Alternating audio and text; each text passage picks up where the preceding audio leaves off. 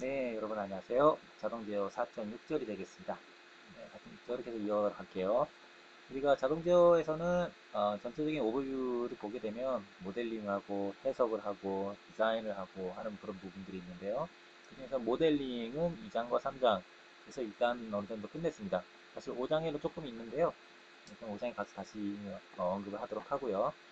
4장과 7장은 시간에서 봤을 때 과도기에 해당되는 분석이 4장이고 정상화 때 시간이 많이 흘러갔을 때 해당되는 게 7장이 되겠습니다. 그 4장의 내용 중에서 1차 시스템에 해당되는 분석은 우리가 끝냈고요. 2차 시스템에 해당되는 분석 중에서 2차 시스템 중에서도 언더댐 시스템에 대해서 우리가 살펴보고 있습니다. 앞서까지 뭐 했냐면 언더댐 시스템에 대해서 과도 응답을 우리가 그렇다면 어떤 파라미터들로 특징을 지으면 좋겠는가, 과도 응답을 특징을 잘 나타낼 수 있을 것인가에 대해서 봤었고, 크게 네 가지를 봤죠. 그 네 가지가 뭐였냐면 하나는 픽타임이었었고, 하나는 라이즈 타임이었었고, 하나는 세트인 타임, 나머지 하나가 퍼센트 오버슛이었습니다. 자, 그럼 주어진 시스템은 시스템의 전달 함수를 모델을 뭐 이런 식의 형태로 표현할 수도 있을 것이고, 어? 혹은 여기 있는 것처럼 시그마와 오메가 D 형태로 나타낼 수도 있을 것이고, 혹은 제이타와 오메가 N의 형태로 나타낼 수도 있을 것이고, 혹은 과도응답의 특징을 나타내는 파라미터들을 이제 구할 수가 있겠죠. 그러니까 모델링이 이렇게 모델링이 됐던, 이렇게 모델링이 됐던, 이렇게 모델링이 됐던 어떤 형태든지 간에 요거를 구할 수 있어야 되겠다 하는 거죠. 그래서 모델링이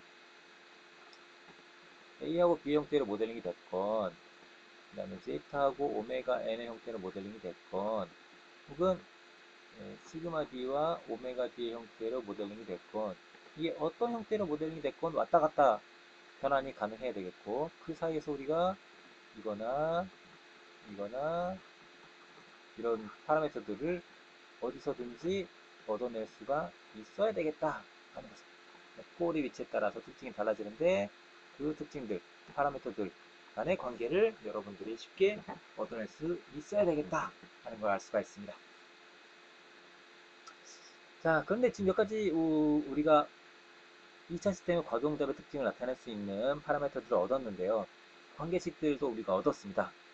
얻었는데 그 중에서 픽 타임이나 세팅 타임이나 퍼센트 오버슛이 제타나 오메가 n 혹은 오메가 d나 오메가 시그마 d와의 관계가 어떻게 되는지를 봤더니 여기 있는 것처럼, 여기 잠깐 제가 너무 낙서를 해버렸는데요. 지우겠습니다. 자, 지워져라. 네, 이 정도 지우면 됐죠. 네, 자, 이렇게 지워졌습니다. 픽 타임이 제타하고 오메가 n과 관계를 잃고 오메가 d와의 관계도 알았습니다. 홀의 위치와 관계죠. 세팅 타임도 제타하고 오메가 n의 관계를 알았고 시그마 d의 관계를 알았습니다. 퍼센트 오브슛은 어땠냐? 퍼센트 오브슛은 앞서 슬라이드에 보게 되면 제타하고 오메가 n 두 개의 영향을 받는 게 아니고 퍼센트 오브슛은 제타에만 영향을 받는 것을 알 수가 있었습니다. 그 다음에 시그마 d하고 오메가 d에 영향을 받긴 하지만 각각의 별도로 영향을 받는 게 아니고 그거에 d에만 영향을 받는다는 것을 알 수가 있었어요. 자, 그렇다면 폴의 위치에 따라서 서로 다른 두 개의 시스템이 있다고 할 때 폴의 위치에 따라서 어, 과도응답의 파라미터가 어떻게 영향을 받는지 혹은 반대로 영향을 받지 않는지를 한번 보도록 하겠습니다. 여기 지금 보게 되면 그래프가 있는데요. 이 그래프에서 직선이 지금 여러 개가 있죠. 이 직선이 나타내는 것은 같은 직선상에 놓여 있는 폴들로 이루어진 시스템들은 그 파라미터 값이 같다는 겁니다. 예를 들면 여기 지금 TP2가 있죠. 이쪽에도 컨주게이트 있어야 되니까 이렇게 TP2가 있겠죠. 이렇게. 그러면 이렇게 있는 시스템 1이라고 그러고 또 이렇게 있는 폴드 있는 시스템 2라고 한다면 시스템 1이나 2나 두 개의 픽 타임은 같다는 얘기죠. 같다는 얘기입니다. 유사하게 이렇게 폴들이 있는 시스템 1, 3라고 할까요? 3나 이렇게 폴들이 있는 시스템 4나 세팅 타임은 같다는 얘기입니다. 그런 얘기죠. 자, 그거를 한번 수식의 형태로 나타내게 되면 피크 타임은 아까 봤던 것처럼, 자, 여기 있습니다. 피크 타임 아까 봤죠. 오메가 D에만 영향을 받죠. 세팅 타임은 시그마 D에만 영향을 받습니다. 따라서 피크 타임은 여기에만 관계가 있고 이거는 관계가 없어요. 세팅 타임 반대로 이쪽에만 관계가 있고 여기는 관계가 없습니다. 퍼센트 오버슛은 그거의 D에만 관계가 있습니다. 그래서 그거를 커브를 통해서 응답의 형태를 통해서 알아보자. 그래서 앞서 얘기했던 것처럼 시그마 D가 같은 애들은 세트링 타임이 일정합니다. 그래서 시스템 1이나 이게 1이죠. 이렇게 2나 3나 응답을 보게 되면 세트링 타임이 똑같이 일정한 것을 알 수가 있습니다. 유사하게 오메가 D가 같은 것들은 피크 타임 일정이 있었어요. 커시브를 잠깐 썼습니다. 네, 그쵸. 그래서 시스템 1이나 시스템 2나 피크 타임이 일정하다. 자, 마지막으로 시그마 D분의 오메가 D 원점에서의 각도가 일정한 애들은 시스템 1이나 시스템 2나 3나 다 뭐가 일정합니까? 퍼센트 오브 슛이 일정하다는 거 알 수가 있어요. 자, 퍼센트 오브 슛이 일정합니다. 수렴하는 게 일정한데 오버슈팅한 게 일정하다는 얘기죠. 네. 근데 지금 책에 있는 그림들은 사실 손으로 그린 것 같아요. 대충 그린 것 같아서 제가 직접 시뮬레이션을 해봤습니다. 그랬더니 역시 맞다 하는 거죠. 있는 것처럼 시그마 D가 일정하게 해놓고 이 오메가 D에 상응하는 값에 해당되는 부분만 바꿔봤어요. 바꿨더니 역시 세팅 타임이 일정하더라 하는 걸 알 수가 있었습니다. 네, 유사하게 오메가 D가 일정하게 만들었어요. 오메가 D가 일정하게. 네, 오메가 D 일정하게 해놓고 시그마 D를 바꿔봤습니다. 시그마 D를. 자, 그랬더니 역시 피크 타임이 일정하더라. 대충 일정한 것 같아요. 일정하더라 하는 것을 알 수 있습니다. 예, 여기서 지금 잠깐 제가 이런 거를 위막을 붙여놨는데요. 기고를 붙여놨는데 이건 꼭 이렇게 해야만 하는 것은 아닙니다. 다만 제가 이렇게 한 이유는 여기 파이널 밸류를 스테디 스테이트스의 밸류를 즉 수렴치를 일정하게 똑같이 둘 다 1로 만들기 위해서 그렇게 한 것 뿐입니다. 이 꼭 이렇게 맞추지 않아도 이런 식으로 맞추지 않아도 그래도 이게 뭐 이 점선이 예를 들면 이런 식으로 해서 다른 데로 수렴할 수는 있지만 픽 타임은 여전히 똑같은 것을 여러분들이 관찰할 수가 있습니다. 별로 걱정 안 해도 되겠습니다. 네, 마지막으로 시그마 D분의 오메가 D의 D가 일정한 경우 그래서 퍼센트 오브 슛이 일정하더라 하는 거죠. 일정하죠? 똑같은 데 수렴했는데 오버슈팅한 값이 대충 한 20% 정도만 오버슈팅하는 것을 알 수가 있습니다.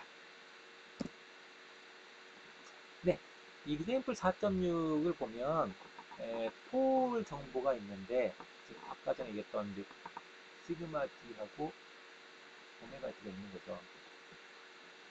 이제는 제타하고 오메가 N이 아니라 이게 아니라 이런 정보가 있을 때 여기서부터 이걸 얻었으면 좋겠다 하는 그런 example 되겠습니다. 폴이 이렇다는 것은 전달함수의 분모가 이렇다는 얘기죠, 그죠? 이거하고 뭐 이런 형태였다는 얘기죠. 즉 무슨 얘기입니까? 이렇게 플러스 49가 됐다는 얘기죠. 즉 이게 얼마입니까?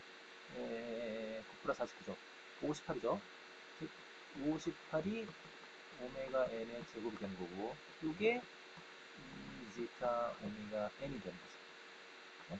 따라서 여기서부터 오메가는 얼마인지 구할 수 있을 것이고, 거기다 대입하게 되면 이 관계식으로부터 제타를 얻을 수가 있겠죠.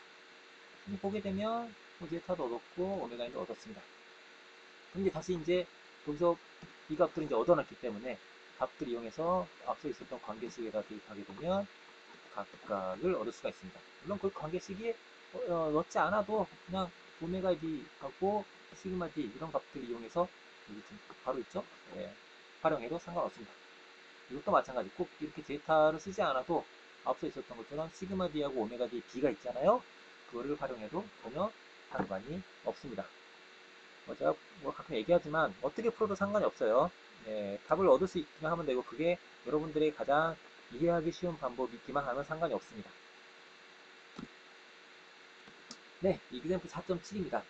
네, 현실적으로 이제 이런 패턴의 문제들에 봉착을 하게 됩니다. 내가 어떤 스펙을 맞춰야 되겠는데 지금 있는 것 중에서 이거를 어떻게 변화시키면 그러면 그 스펙을 만족시킬 수 있느냐, 미입시킬 수 있느냐 하는 문제가 있는 거죠. 지금 주어진 시스템이 이와 같이 있습니다. 회전하는 그런 시스템인데요. 여기에 지금 스프링 상수만 좀 정해져 있어요. 스펙이 세팅 타임이 2초고 퍼센트 오버슛이 20%인 걸 맞추고 싶습니다. 그러기 위해서 지금 이너시하고 댐핑을 지금 조절할 수가 있는 그런 여건이에요. 실제로 이제 매스 같은 거를 이제 조절하기도 합니다. 그래서 이런 걸 조절해서 내가 원하는 스펙을 맞추고 싶다 하는 거죠. 이 주어진 시스템은 이제 모델링 했습니다. 입력에서 토크에서 출력, 각도까지 모델을 모델링 했더니 이와 같이 됐습니다. 자, 여기서 우리가 최고차의 개수로 분모 문제를 나눠서 최고차의 개수가 1이 되게끔 그 폴리노미얼이 되게끔 만들었습니다. 그렇게 해놓고 이 두 개의 개수로부터 이러한 관계식을 얻을 수가 있죠. 여기에 오메가 n의 제곱이 되겠고 이게 이렇게 되니까 이런 관계를 얻을 수 있습니다. 여기서 우리가 알고 있는 게 요거 하나 알고 있죠. 지금 현재 여기 있습니다. 그런데 우리가 지금 만족시켜야 될 조건이 이 두 가지예요. 두 가지입니다. 두 가지라기보다 요거랑 20%입니다. 근데 퍼센트 오브슛이 20%란 얘기는 퍼센트 오브슛은 제타만의 함수, 제타만의 관계가 있기 때문에 여기서부터 바로 제타 값을 얻을 수 있습니다. 일단 제타 값을 얻었다 라는 거죠. 자, 그 다음에 우리가 요 관계식에서 이 두 개의 관계식에서 이 오메가 n을 여기다가 싹 대입을 하면 그러면 뭘 얻을 수 있냐면 요거를 얻을 수 있습니다. 그죠? 근데 여기서 우리가 알고 있기로 제타는 방금 원하는 값을 얻었어요. 얼마인지 알았어요. 그 다음에 k 값은 주어져 있습니다. 따라서 미지수인 j를 우리가 얻을 수 있겠죠. 그래서 j를 이제 알았다 하는 거죠. 뭐. 자, 그럼 j는 알았고, 이제 j는 알았습니다. 이것도 알았고, 이것도 알았어요. 자, 그러면 우리가 또 하나 만족시켜야 될 게 세팅 타임이 2초가 되게끔 해야 되겠는데 세팅 타임은 이런 관계식, 정확히 말하면 이렇지만 어쨌든 그렇다고 보고 관계식에 만족이 된다는 걸 알고 있습니다. 따라서 이런 관계식이 있다는 얘기죠. 근데 우리가 방금 전에 J 값을 얻어냈어요. 따라서 미지수는 이제 하나, 이거밖에 없습니다. 그래서 이 값을 얻어낼 수가 있게 되겠습니다. 그래서 이런 조건을 만족시키기 위한 J가 얼마고 이너셜 어떻게 맞춰야 되고 댐핑 어떻게 맞춰야 되는지를 알아낼 수가 있었다 라는 거죠. 네, 우리가 1차 시스템에서 뭐 어떤 걸 했었냐면 자, 시스템이 블랙박스인데 맵으로 모른다. 다만 우리가 알고 있는 것은 1차 시스템이고 분자가 상수인 이런 거다. 그래서 우리가 이 AB를 모른다 라고 할 때 블랙박스인 상태에서 의미의 신호를 넣고 입력과 출력 신의 관계로부터 AB를 얻어낼 수 없을까? 라는 게 있었죠. 그 방법이 있었죠. 그죠? 리버스 엔지니어링 비슷한 겁니다. 마찬가지로 이번에는 이거를 2차 시스템에 대해서 할 수 없을까 하는 거죠. 블랙박스이긴 한데 우리가 알고 있기로 2차 시스템인 것은 알고 있고 분자가 상수라는 것도 알고 있습니다. 그런 경우에 입력을 넣어서 그 출력 정보로부터 미지수 A, B, C를 알아낼 수 있는 방법이 없을까? 라는 거죠. 없을까? 이 시스템에서 우리가 다시 여태까지 했던 걸로 바꾸면 어떻게 바꿀 수 있냐면 이렇게 바꿀 수 있죠. 이런 시스템으로 이제 바꿀 수 있습니다. 그렇죠? 방법은 뭐 무수히 많을 수 있을 겁니다. 그 중에 한 가지를 제가 예시를 드는 것 뿐입니다. 자, 이제 입력을 넣게 되면 출력이 나오게 되겠죠.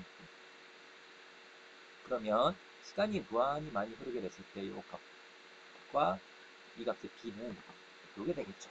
그렇죠? 따라서 b 혹은 c를 각각을 따로따로 알 수는 없지만 이 시점에서 2분의 c는 알 수 있습니다. 요건 알 수 있습니다. 그 다음에 이 응답에 과동된 특징으로부터 그 중에 여러분들이 뭘 쓰든 이걸 쓰든 이걸 쓰든 이걸 쓰든 그 중에 어느 걸 쓰든지 간에 어쨌든 조건이 3개이고 우리가 알고 싶은 것은 A, B니까 2개니까 이 중에 어떤 것 2개만 이용하면 A, B 각각을 알아낼 수가 있을 겁니다. 그렇죠? 가장 만만한 게 이걸 겁니다. 아마도 실제로 해보면. 자, 그렇다면 여기서 A, B를 알았고 그럼 이 B를 알았다는 얘기죠. 그럼 B분의 C를 아까 알았으니까 B를 알고 있으면 나머지 하나인 C도 알 수가 있겠죠. 그렇게 함으로 해서 A, B, C 3개의 미지수를 다 알아낼 수가 있습니다. 블랙박스를 다 알아낼 수 있다는 얘기죠. 예. 그렇게 함으로 해서 시간 응답을 통해서 시스템의 모델을 역으로 알아낼 수도 있습니다. 물론 여러분들이 자동제어 2에도 나오지만 앞서서 여러분들이 회로이론 2라든지 공업 수학 시간에 배웠던 주파수 응답을 통해서도 당연히 시스템의 모델을 알아낼 수가 있습니다. 물론 리니어 시스템인 경우에 해당하는 얘기입니다.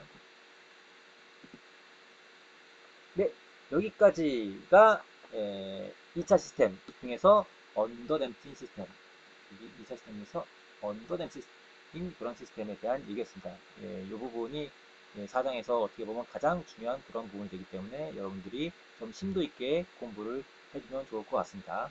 이 다음부터는 조금 다른 얘기, 조금 더 발전된 얘기를 다루도록 하겠습니다.